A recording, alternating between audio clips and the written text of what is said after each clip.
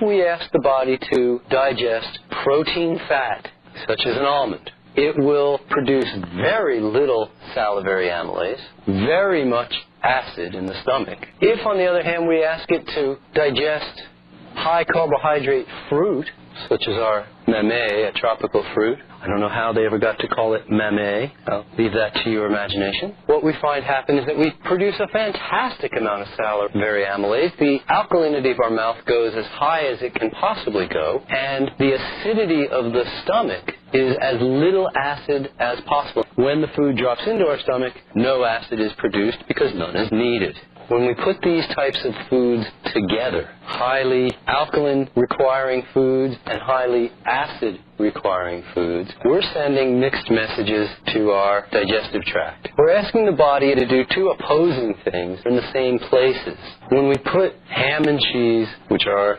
fat protein mixtures, onto a slice of bread, when we put cereal with milk, when we put almonds in our dates, when we mix our fat protein rich foods with our high carbohydrate foods, we're making it difficult. It's not that no digestion happens, but digestion must, by its very nature, be impaired. It must be compromised. And we know this is the case because we see over-the-counter remedies for digestive disorders are the number one sold. Prescription drugs for digestive disorders are the number one prescription drugs sold. More people go to doctors for digestive disorders than for any other reason. More surgeries are performed on people for digestive system disorders than for any other reason. We see over and over television commercials admitting to us that we know in advance the foods we're going to eat are going to hurt us.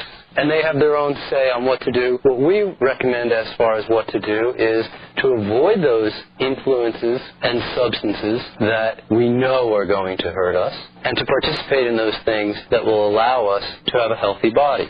We end up with very simple guidelines as far as food combining.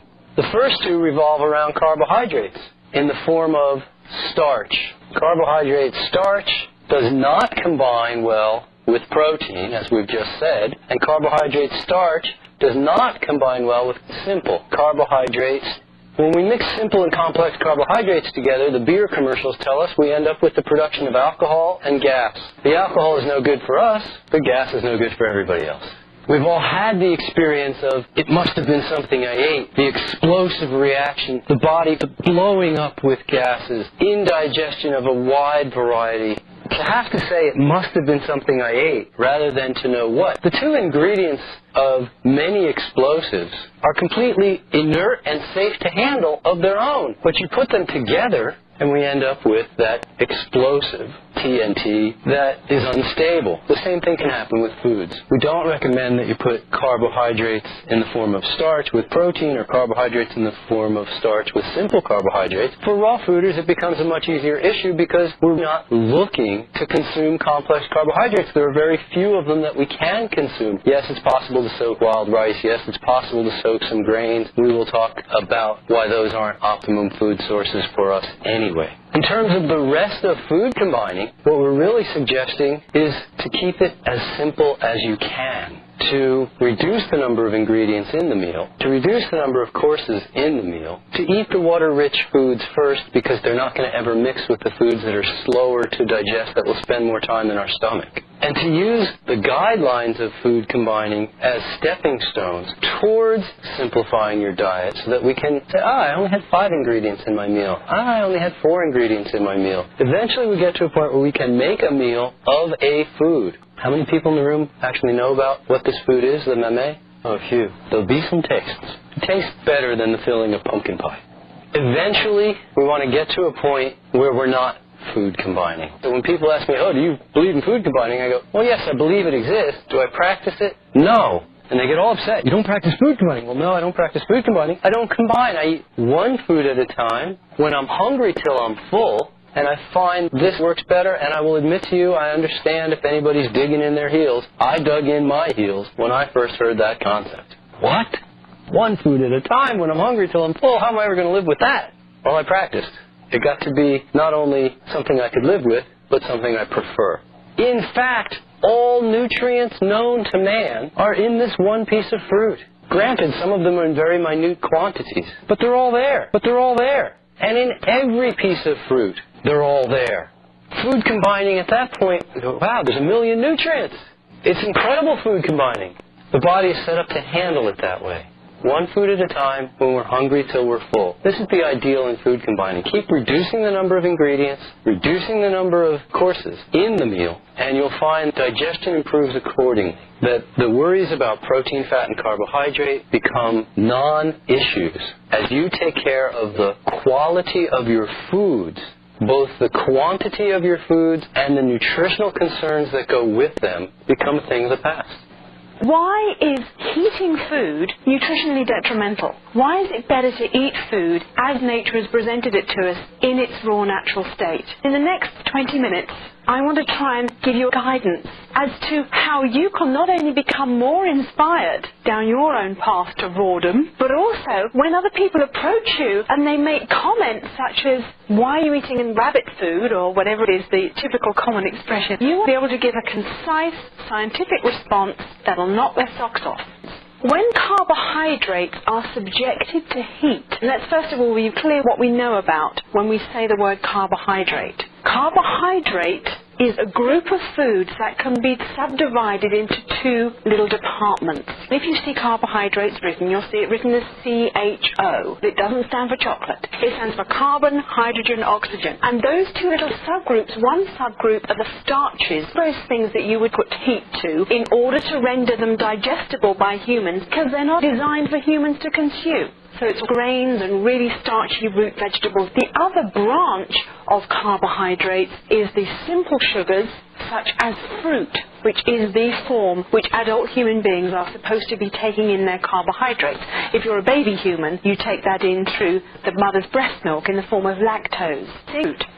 It doesn't matter whether it's fruit or whether it's starch. If it's carbohydrate and you subject heat to it, one of the things that's going to happen is it's going to become hydrolyzed. Guess what that means?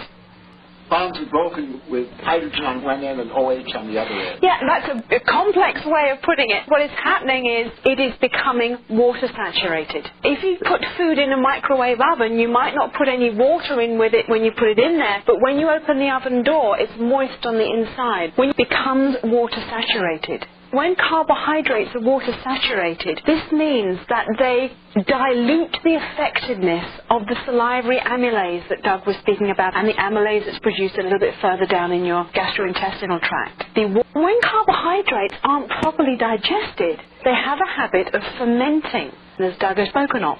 Fermenting of carbohydrates isn't brought about by poor food combining, it is also brought about when carbohydrates are subjected to heat. The results of fermentation, as mentioned, gases, also alcohols, and a substance called acetic acid. In your kitchen, common name for a diluted acetic acid. Vinegar is acetic acid diluted in many parts water. Acetic acid in your body is not something you want there. Why? Because it has some pretty dramatic effects upon your physiology. First, acetic acid stimulates your thyroid gland, throws your body out of its natural balance and kilter with the complex interaction of its endocrine system. In addition to that, the presence of acetic acid causes phosphorus to be leached from your body. When phosphorus is lost from your body, this affects your adrenal glands. Your adrenal glands sit on top of your kidneys, known as your stress glands. Because when you trigger your fight or flight response, and you prepare yourself to fight or run, I'm assuming that most of you, when you do have uncomfortable meetings with anybody that causes you stress, you realize that your body is preparing itself to fight or run. Knowing that, when you feel stressed, you realize the thing to do is to do what your body is preparing itself to do, to fight or run, physical movement. So next time that you're feeling really upset by somebody and you're feeling stressed, the most helpful thing to do is to do a few jump jacks or run on the spot. The fight or flight response is what the adrenal glands are involved with. And when the adrenal glands suffer, not just through excess stress, but the leaching of this phosphorus, what is happening? They are unable to function fully. And when they're unable to function fully, we get physical symptoms. And those symptoms include body odor, production of mucus. Your body produces mucus from orifices you didn't even know you had. When you start suffering from decreased adrenal functioning, your heart rate will beat faster. Headaches result of having malfunctioning adrenals. This could all come about simply because you have put your carbohydrates in the fire. people might say, well, we've been putting our food in the fire for a long time. It is an incredibly short period of overall human existence that we have been putting our food in the fire. In any case, just because something's been done for a long time doesn't make it right. It means we haven't learned that lesson yet. We can end up with body odour, the sniffles, and headaches. Are they common symptoms amongst people? We can end up with that because we cooked our carbohydrates. In addition to that, when you subject carbohydrates to heat, you are causing the gradual production or accumulation of charcoal. This is like if you take a piece of bread and you toast it. If you toast it very gently, it goes a little bit brown. If you put it in the toaster and go take a shower and forget about it and come back and you pull out this black square, this is a lot of charcoal. It's progressive. Even small amounts of charcoal are undesirable inside your body. Charcoal is a known, listed and registered carcinogen. It can contribute to causing cancer. About the proteins, this is a really interesting one. When you take proteins and you put them in the fire, pretty dramatic things start to happen there. One thing that happens is that the cement that connects all the little bricks in the protein houses, the joining of the amino acids, the peptide bonds. I'm staying away from scientific language. You're very well versed in it. I'm trying to deliver this in a way that people can understand the concept, but thank you for contributing that. I like to think of protein like a house and made up of bricks, and they're the amino acids, and between the amino acids is cement. When you subject protein to heat, this cement becomes incredibly tough for your body to break apart.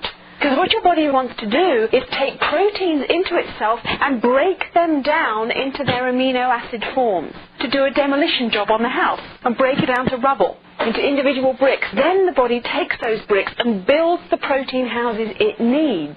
Unfortunately, when we subjected protein to heat, the body has a tough job in doing that. And instead of having individual bricks passing through into the bloodstream, we end up having chunks of rubble passing through, called polypeptides, when we have many amino acids joined together, multiple being described as poly. These chains of amino acids, these polypeptides, have the unfortunate habit of triggering the response of the body in prostaglandins. Prostaglandins are things that create and set up inflammation in response to the presence of a foreign object, something that is a threat to the body. This is why heated proteins are the #1 cause of rheumatoid arthritis and gout and other such conditions called autoimmune disorders.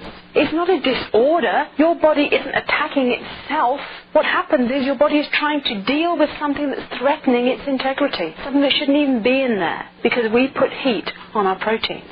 Proteins are made up of amino acids, and there's 2 amino acids that are specifically affected by application of heat. One is called methionine. The other one is cysteine. Cysteine and methionine are dramatically affected when heat is applied to protein. Both, in their natural form, have a component of sulfur. And sulfur is your body's #1 disinfecting agent. It's highly utilized and involved in maintaining healthy and normal cellular functioning. The presence of sulfur in your body helps to prevent cells from turning cancerous or having and adopting strange behavior.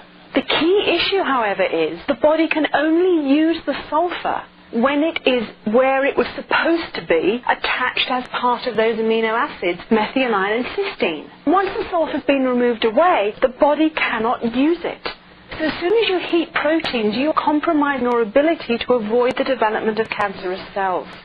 Methionine and cysteine also have specific responsibilities in the body themselves. Methionine is involved in the production of a substance called hemoglobin. Where do you find hemoglobin? In your blood. And what does hemoglobin do in your blood? Carries oxygen. Yeah, it attracts oxygen. And this is one of the wonderful fairy tale stories that goes on inside your body. What happens? Oxygen is a princess. Princess Oxygen, she gets sucked in through your nose or your mouth, and she travels down through the various passages in your body until she arrives in your lungs inside a bubble. There, beautiful Princess Oxygen sits, and wrapped around the bubble is a red brick road. You call it a capillary, I call it a capillary. I'm English, you're American. The capillary is wrapped around this little bubble. Going along that red brick road is a knight in shining armour on his horse. This knight in shining armour is hemoglobin. Galloping off together down the red brick road, and that's how Princess Oxygen ends up in your body, being transported to the cells by hemoglobin. It's romance. The key point is,